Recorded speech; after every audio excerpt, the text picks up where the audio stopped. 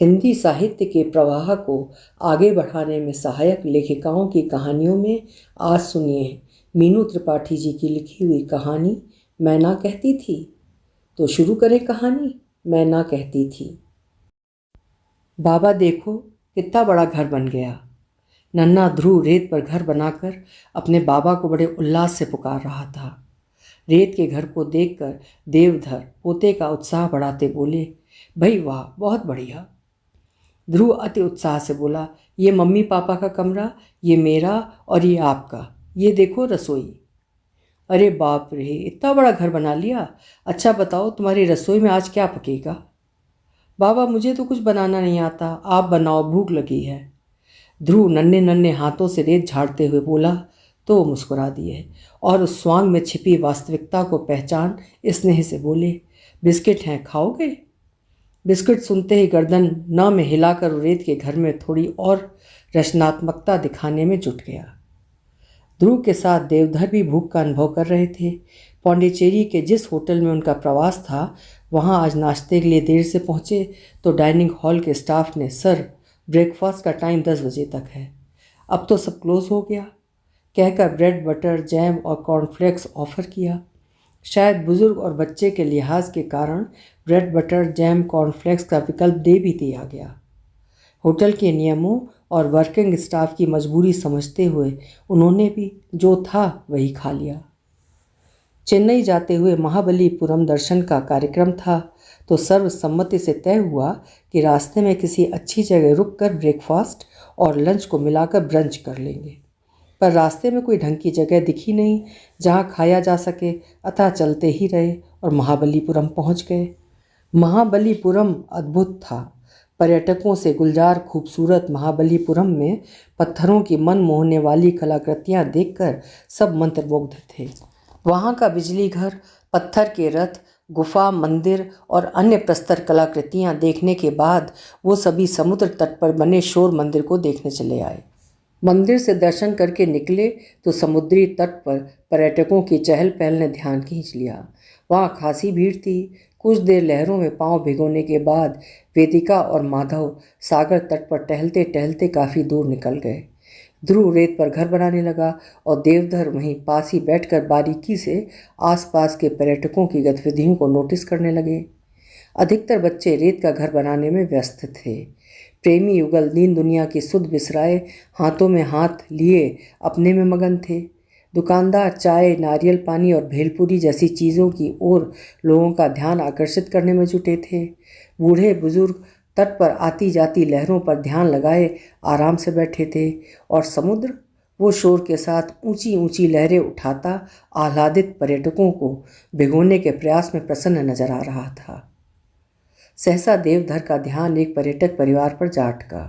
उस परिवार में 2 छोटे बच्चे अपने माता पिता के साथ थे। माता पिता लगभग माधव और वेदिका की उम्र के थे।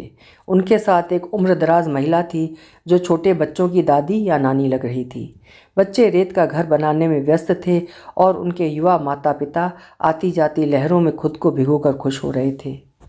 बच्चों के समीप बैठी उम्रदराज महिला पास रखे थैले से खाने पीने की चीज़ें निकाल निकाल कर बार बार उन बच्चों के मुंह में डालने में यूं मगन थी मानो यहाँ आकर उन बच्चों की उदर पूर्ति ही उसका एकमात्र उद्देश्य हो। समुद्र का रंग कैसा है, वहाँ कोई जहाज़ खड़ा है या नहीं, लहरें कहाँ तक जाती हैं, उन सबको खास तवज्जो न देकर उस औरत का उन बच्चों को कौर चुपलाते देख आनंदित होना देवधर को किसी की याद दिलाने लगा तो अनमने से हो उठे। नजरें व्यग्रता से अपने बेटे बहू को ढूंढने लगीं तो माधव वेदिका एक दूसरे के हाथों में हाथ डाले दिखाई दिए। बेटे बहू को तट के किनारे टहलते देख वो स्वयं को विगत में गोते खाने से बचा न सके।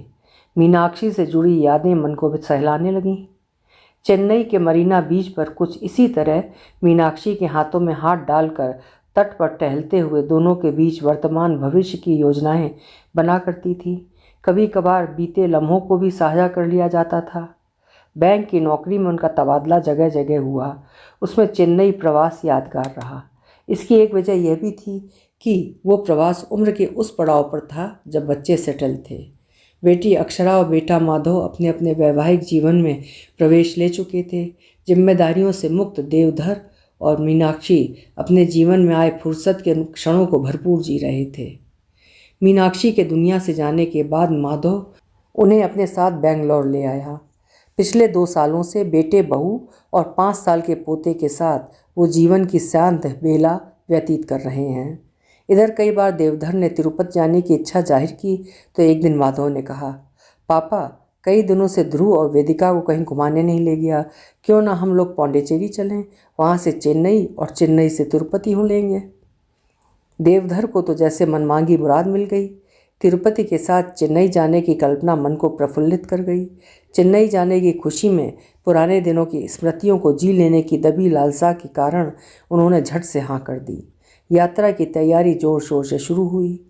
जिस दिन निकलना था उस दिन देवधर रह रहकर रसोई में जाकर झांक आते, पर मामला शांत दिखता। 3-4 घंटों के लिए वेदिका नदारद रही। वो ब्यूटी पार्लर गई थी।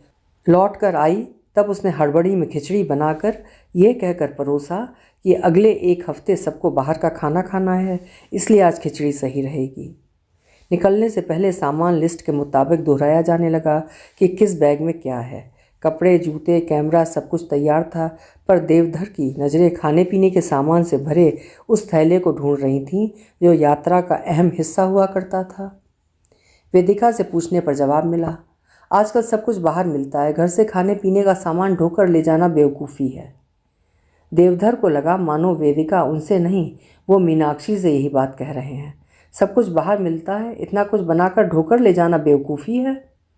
देवधर वेदिका के समर्थन में हाँ सो तो है कहकर मन में बुदबुदाए, तुम्हारी सास को पूरा जीवन यही समझाया, पर उसे न समझना था सो न समझी। उनकी आंखों के सामने विगत में रसोई में जुटी मीनाक्षी घूम गई। यात्रा पर जाने से पहले वो घंटों जुटकर मटरी, नमकीन, कचौड़ी बना बनाकर खाने वाले बैग में रखती जाती। चलते समय उसका खुद को रसोई में थका लेना देवधर को कभी समझ में नहीं आया। एक तो वैसे ही सामान है, दूसरा मम्मी का एक खाने वाला बैग।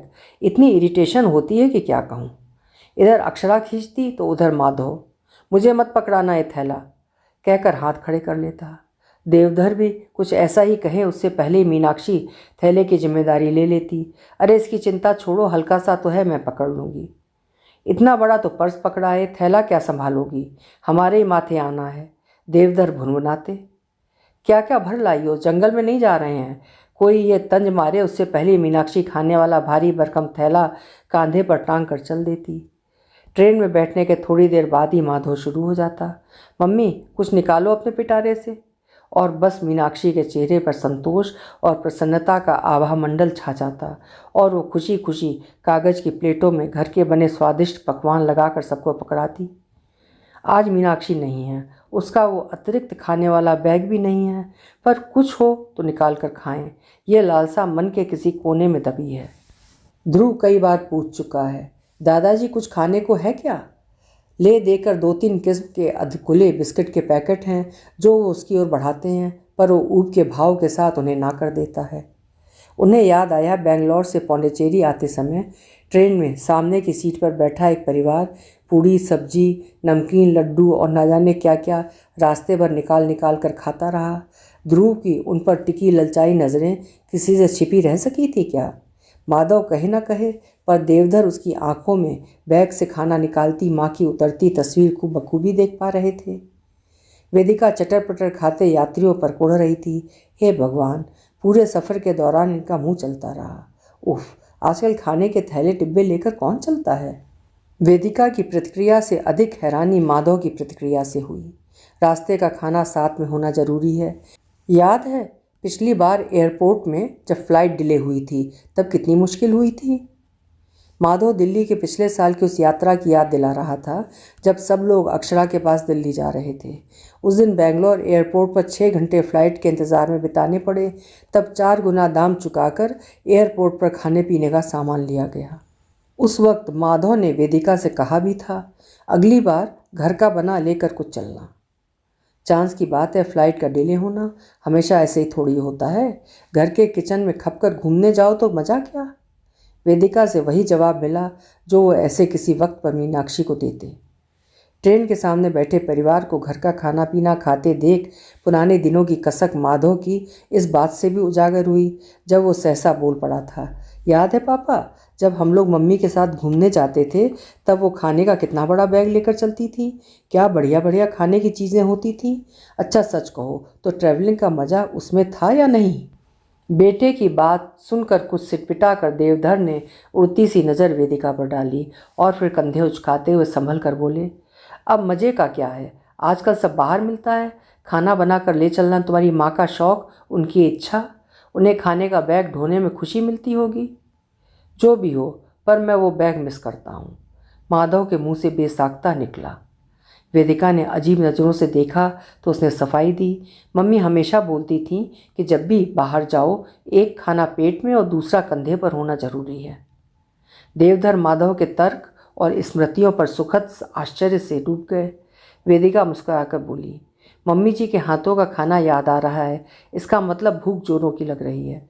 बिस्किट लाई हूँ, खा लो, वैसे एक बढ़िया रेस्टोरेंट से खाना ऑर्डर किया है, अगले स्टेशन पर खाना मिल जाएगा। वेदिका ने पहले ही नेट पर सर्च कर एक अच्छे रेस्टोरेंट से ऑनलाइन खाना मंगवा लिया था। ट्रेन में मन मुताबिक आया खाना देखकर देवधर की आंखों के सामने मीनाक्षी घूम गई। रसोई में जुटी पसीने से लथपथ मीनाक्षी, बड़ा सा थैला संभाले मीनाक्षी। देखा तुमने, आज के युग में सब कुछ कितना सुलभ है, फिर भी तुम हमारा कहना मानती नहीं थी, खुद को बेवजह व्यस्त रखती थी। आदत से मजबूर मन ही मन पत्नी को उल्हाना देते देवधर चौंके जब ऊपर की सीट पर बैठे किशोर को खाने की प्लेट पकड़कर नीचे झांकते और अपनी माँ से कहते सुना, मम्मी एक आलू की कचौड़ी और उसकी माँ ने एक की जगह 2 कचौड़ियाँ उसकी ओर बढ़ा दी। कचौड़ी से देवधर को ध्यान आया, एक बार वो अक्षरा और माधव के साथ बैठे मुंबई की ट्रेन का रिजर्वेशन स्टेटस चेक कर रहे थे। 2 सीट कंफर्म थी और 2 की वेटिंग 7वें और 8वें नंबर पर थी। सब टेंशन में थे। तभी मीनाक्षी ने आकर पूछा, सुनो, रास्ते के लिए तुम लोग दाल की कचौरी पसंद करोगे या आलू की? उसका पूछना था कि तीनों लगभग एक साथ झल्लाए। यहाँ रिजर्वेशन को लेकर हम टेंशन में हैं और आपको कचौड़ी की टेंशन है। माधव बोला तो अक्षरा ने भी मुंह बनाकर हाँ में हाँ मिलाई। वो खींचते हुए बोले, मीनाक्षी तुम्हारे पास एक ही मुद्दा रहता है कि क्या बनाऊं। अरे तुम्हारी मर्जी, कुछ भी बना लो, बनाओ ना बनाओ क्या फ़र्क पड़ता है। अरे खाना न ले चलूं तो कोई फ़र्क ही नहीं पड़ेगा। मीनाक्षी विस्मित हंसी के साथ बोली तो वो और भी कुढ़ गए।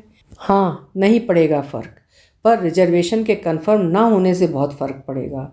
सोचो ज़रा, बैठे बैठे जाना पड़ेगा। अरे बैठे बैठे जाएंगे तो और भूख लगेगी, मनपसंद खाना साथ हो तो रास्ता आराम से कट जाता है। कठिन परिस्थिति का सरल समाधान सुझाकर वो रसोई में चली गई। बाबा हम लोग यहाँ और कितनी देर रुकेंगे? ध्रुव के प्रश्न ने उन्हें स्मृतियों से बाहर निकाला। तो अरे मम्मी पापा आ जाएं तो बस निकलते हैं। चेन्नई में कहाँ कहाँ घूमेंगे? सबसे पहले तो मरीना बीच। फिर से बीच? ध्रुव की फैली आंखें देखकर वो हंस पड़े और तभी वो समुंदर की ओर इशारा करते हुए चिल्लाया, बाबा देखो कितनी ऊंची लहर, और वो देखो दूर एक पानी का जहाज, नजर आया आपको? देवधर ने ध्यान दिया। समुंदर की लहरें इस वक्त तेज से हो उठी थीं। सामने पानी का जहाज खड़ा देखकर विगत में छूटे मरीना बीच के कुछ दृश्य परिदृश्य जो के त्यों आंखों के सामने तैर गए। मरीना बीच पर बैठते ही वो अपने साथ लाए थैले को खंगालती, फिर उसमें से थर्मस और कागज़ के कप निकालती। ओफ़ो मीनाक्षी, यहाँ भी थर्मस लिए चली आई? वो खींचते और मुस्कुरा कर कहती, और क्या, बीच पर चाय और मेरे हाथ के बने चिवड़े खाओगे तो घंटों उठने का मन नहीं करेगा। तुम जंगल से आई हो क्या? वो देखो भेलपुरी, तुम्हारे इन चिवड़ों के चक्कर में मुझे उनसे मरहूम रहना पड़ेगा। क्या सोचकर तुम ले आई ये सब? 1 घंटा पहले बनी चाय पिलाओगी, उधर देखो ताज़ी चाय। वो चाय के स्टॉल की ओर इशारा करते, पर एक कान से सुन दूसरे से निकालती मीनाक्षी चिड़वे का ठोंगा सामने रख कागज़ के कपों में थर्मस की चाय उड़ेलती और कहती, अदरक इलायची डली चाय है, वो चाय कोई चाय है? चाय के नाम पर गर्म पानी पिलाते हैं और खुली हुई भेलपुरी जाने कब से लेकर घूम रहे हैं, जाने कितनी धूल मिट्टी डली होगी उसमें। धूल मिट्टी कहाँ, यहाँ तो बस रेत ही रेत है। जवाब में वो चिवड़े का ठोंगा सामने कर देती। खाओ ना, नारियल डले चिवड़े हैं। घर के बने चिवड़ों का स्वाद मुंह में लगता तो खाते ही चले जाते। जब लगभग ख़त्म कर चुके होते तब अचानक कहते, हटाओ यहाँ से वरना पूरी ही ख़त्म कर दूंगा। वो आत्ममुग्ध होकर कहती, तेल एकदम कम है, चिवड़े अच्छी तरह से भुने हैं, तभी तो इतने खस्ता हैं। बाजार में तो इन्हें डीप फ्राई करके सेहत का कल्याण कर देते हैं। अब तुम अपना ये चिवड़ा पुराण बंद कर जरा उधर देखो, शिव दिखा वो दूर। मीनाक्षी सरसरी नज़र उधर डालकर अपने थर्मस और नमकीन के ठोंगे को संभालने लगती। मीनाक्षी के हाथों की नमकीन और चाय याद कर देवधर बच्चों जैसे अधीर हो गए। पेट में चूहों ने टहलना आरंभ कर दिया था। एक बार मन हुआ चाय पियाएं, पर रेत का घर बनाते पोते का ध्यान करो रुक गए। सर चाय लेंगे? चाय वाले की आवाज़ सुनकर वो खुश हो गए। लगा मन मांगी मुराद पूरी हो गई। चाय के लिए खुदरा पैसे जब तक वो निकालते, चाय वाले ने केतली से चाय कागज़ के कप में उड़ेल दिया। घूंट भरते ही मीनाक्षी की याद आई। सचमुच गर्म पानी सी चाय थी। मीनाक्षी की थर्मस वाली चाय और चिवड़ा याद करते हुए बिना स्वाद और रंगत वाली चाय 2 घूंट में ही ख़त्म कर दी। कुछ ही देर में माधव और वेदिका आ गए तो ध्रुव ठुनका, मम्मी बहुत ज़ोर से भूख लगी है। माधव पेशानी पर बड़ डाले देवधर से बोला, पापा क्या करें, ज़्यादा भूख लगी हो तो यहाँ कुछ खाने को देखते हैं, वरना आधे घंटे की ड्राइव पर एक अच्छा साउथ इंडियन रेस्टोरेंट है। देवधर उठते हुए बोले, वहीं चलते हैं, जब इतना इंतज़ार कर लिया है तो आधा घंटा और सही। महाबलीपुरम से विदा लेते हुए सब गाड़ी की ओर बढ़ गए। गाड़ी में बैठते हुए वेदिका कुछ अफसोस भरे स्वर में बोली, बड़ी गलती हो गई मुझसे। घर में मेरे बनाए कुकीज़, नमकीन और ब्राउनी रखी थी। मुझे रास्ते में मंचिंग के लिए कुछ रख लेना चाहिए था। अगली बार पक्का कुछ बना कर निकलूँगी। उसकी बात सुनकर माधव और देवधर की मुस्कुराती नज़रें आपस में मिली। जाने क्यों वेदिका के चेहरे पर छाया अफसोस उनके मन को सहला गया। देवधर को लगा मीनाक्षी कह रही है, देखा मैं ना कहती थी। हाँ भाई, तुम सही हम गलत। देवधर शायद कुछ तेज स्वर में बुदबुदा उठे। तभी सबने अचंभे से उनकी ओर देखा और वो खिड़की से बाहर ताकने लगे। अभी आप सुन रहे थे मीनू त्रिपाठी जी की लिखी हुई कहानी मैं ना कहती थी। आपको कहानी कैसी लगी कमेंट सेक्शन में ज़रूर लिखिएगा। कल मिलेंगे फिर किसी उम्दा कहानी के साथ। आपका समय शुभ हो।